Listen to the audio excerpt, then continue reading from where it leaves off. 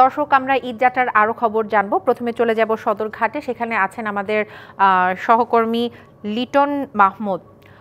লিটন, আমরা নৌপথে ঘরমুখো মানুষের যাত্রাপথের খবর জানবো। কি দেখছেন পরিস্থিতি? কোনো ভোগান্তি আছে কিনা শেষ মুহূর্তে বিস্তারিত জানাবেন। দিশা, আপনাকে ধন্যবাদ। প্রথমেই আপনাকে এবং এই মুহূর্তে যারা ডিবিসি নিউজ দেখছেন সকল আমাদের দর্শক রয়েছে, শ্রোতা, তাদেরকে জানাই ঈদ মোবারক। সদরঘাটে আজকে সকাল থেকে আমরা যেটি দেখতে পেয়েছি, গত 2 দিনের তুলনায় যে যাত্রী রয়েছে সেটি তুলনামূলক কিছুটা কম, এবং এতে করে অনেকটা নিরাপদে স্বাচ্ছন্দ্যেই কিন্তু সদরঘাট থেকে দক্ষিণ অঞ্চলের যে 42টি রুট রয়েছে সেই বিভিন্ন রুটে যাত্রীরা ভ্রমণ করছেন এবং যাতায়াত করছেন। আমরা কথা বলেছিলাম যাত্রীদের সঙ্গে, তারা আমাদেরকে যেমনটি জানিয়েছেন যে সকাল থেকে আসলে যেভাবে যাত্রী সাধারণ এসছেন সদরঘাটে, আসার যে পথটি ছিল সেখানে যানজট থাকায় তারা কিছুটা দুর্ভোগে পড়েছেন। এছাড়া দুপুরের দিকে কিছুটা এক পশলা বৃষ্টি হয়ে যাওয়ার কারণে তখনও কিন্তু কিছুটা দুর্ভোগের মধ্যে পড়েন তারা। তবে সদরঘাটে এসে আসলে যাত্রী কম থাকায় তারা কিন্তু অনেকটাই নিরাপদে এবং স্বাচ্ছন্দ্যে গ্রামের বাড়ি ফিরতে পেরেছেন এবং তারা আনন্দ এবং উচ্ছ্বাস প্রকাশ করেছেন। তবে কেউ কেউ বেশ কিছু বিষয় নিয়ে অভিযোগ করেছেন। এর মধ্যে ছিল যে যেই সকল লঞ্চগুলো এই ঈদের সময় ভরে গিয়েছে, যাত্রী লঞ্চের ডেকে গাদাগাদি করে ওঠার ফলে যে ভাবসা গরম সেখানে তৈরি হয়েছে, লঞ্চগুলো দেরিতে ছেড়ে যাবার কারণে তারা কিন্তু ভোগান্তিতে পড়েন এবং শিডিউল অনুযায়ী লঞ্চগুলো ছেড়ে যায়নি বলেও অনেক যাত্রী আমাদের কাছে অভিযোগ করেছেন। এ নিয়ে আমরা কথা বলেছিলাম বিআইডব্লিউটি এর যারা কর্তৃপক্ষ রয়েছেন তাদের সঙ্গে। তারা আমাদেরকে যেমনটি বলছেন যে তারা চেষ্টা করেছেন যে যেই সকল যে লঞ্চের শিডিউল ছিল সেই শিডিউল অনুযায়ী প্রত্যেকটি লঞ্চ তদারকি করে তারা এই যে টার্মিনাল, সেই টার্মিনাল থেকে আসলে সেই লঞ্চগুলোকে ছেড়ে দেওয়ার জন্য। এবং আমরা কথা বলেছিলাম লঞ্চ মালিকদের সঙ্গে। লঞ্চ মালিকরা যেটি বলছেন যে এই যে সময় ঈদ মৌসুম, এই ঈদ মৌসুমে আসলে যেখানে অন্য বছরে তুলনামূলক যাত্রী অনেক বেশি থাকে, লঞ্চের পল্টুনগুলোতে গাদাগাদি করে আসলে মানুষ অবস্থান করে এবং সেই পল্টুন থেকে সেই যে ভিড় সেটি কিন্তু গিয়ে ঠেকে যে লঞ্চের যে ডেক সেখান পর্যন্ত।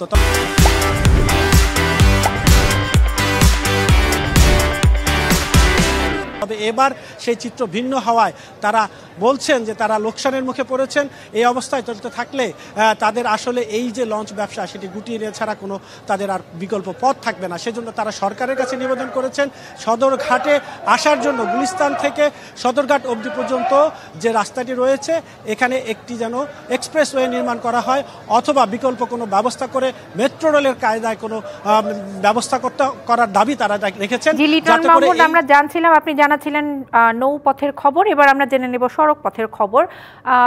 আমাদের সাথে যুক্ত আছেন টাঙ্গাইল থেকে সহকর্মী সোহেল তালুকদার। সোহেল, আপনি সকাল থেকেই জানাচ্ছিলেন সড়ক পথের খবর, শেষ মুহূর্তে বর্তমান পরিস্থিতি কি আমাদের জানাবেন? আমি এই মুহূর্তে রয়েছি গাজীপুরের চন্দ্রাতে। আমি এই ঢাকা টাঙ্গাইল যে মহাসড়কটি রয়েছে সেই মহাসড়কটি একেবারে যে 120 কিলোমিটার গাবতলী থেকে চন্দ্রার পুরো চিত্রে আমি এই কেবলমাত্র ঘুরে চন্দ্রাতে এখন অবস্থান করছি।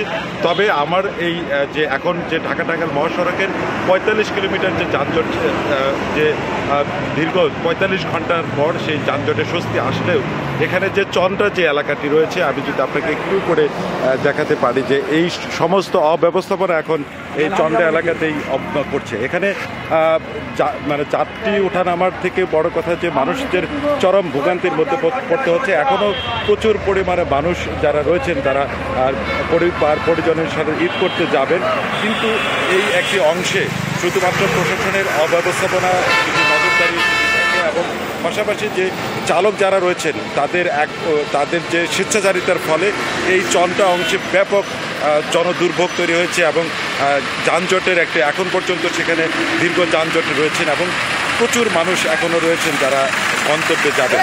তবে যে বিষয়টি আমরা দেখেছি যে পুরো মহাসড়ক জুড়ে এখন স্বস্তি, শুধুমাত্র একেবারে গাবতলী থেকে শুরু করে নিয়ে সাভার বা অন্যান্য যে পয়েন্টগুলো রয়েছে, বাইপাল থেকে শুরু করে সর্বত্রই এখন স্বস্তি। তবে শুধুমাত্র এই চন্দ্রার অংশে এসে এখন পর্যন্ত আমরা যদি বলতে পারি যেটি একটি অবস্থার এবং কোথাও কোনো এখানে আমরা পাশাপাশি এটাও দেখেছি যে এখানে কোনো প্রশাসন বা কোনো কর্তৃপক্ষ সেখানে কোনো নজরদারি নেই এবং যার ফলে এই পুরোটো যাত্রাতেই হচ্ছে একটি পুরো অব্যবস্থার মধ্যে মানে চলে গিয়েছে। এই পুরো মহাসড়কে স্বস্তি আসলেও চন্দ্রাতে এখন পর্যন্ত জনদুর্ভোগ এবং ভোগান্তি রয়েই গেছে। জি সোহেল, সড়কপথে ভোগান্তির খবর জানাচ্ছিলেন আপনি, আপনাকে অসংখ্য ধন্যবাদ।